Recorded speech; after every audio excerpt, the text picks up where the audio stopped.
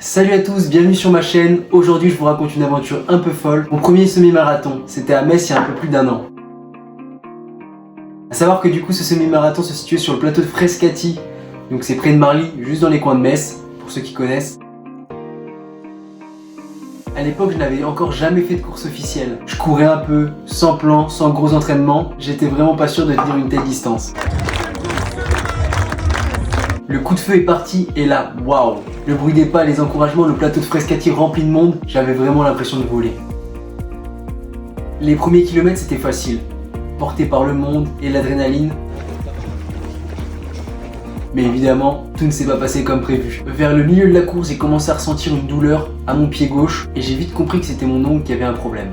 Au début rien de grave, et puis plus la course avançait, plus je devais ralentir et faire des pauses. Et côté nutrition, trop ou pas assez, je sais pas réellement mais je l'ai payé, ça c'est sûr. Mais malgré ça, à aucun moment j'ai eu l'envie d'abandonner. Chaque fois que je ralentissais, il y a quelqu'un dans le public qui disait « Allez, courage !» Et je vous jure que ça m'a porté. J'ai découvert sur cette première course à quel point le mental jouait un rôle énorme dans le sport. Les derniers kilomètres étaient vraiment durs, le souffle court, les jambes lourdes, mais quand j'ai vu l'arche d'arrivée, j'ai senti une vague d'émotions incroyable. Je me suis donc lancé sur un sprint un peu bancal. On va mettre maintenant à l'honneur la troisième dame. Et j'ai franchi la ligne d'arrivée en 1h45. Pour un premier semi-marathon avec si peu d'entraînement et ses galères, j'étais un peu fier. Ce premier semi-marathon m'a appris deux choses. Premièrement, que le corps est capable de bien plus que ce qu'on imagine.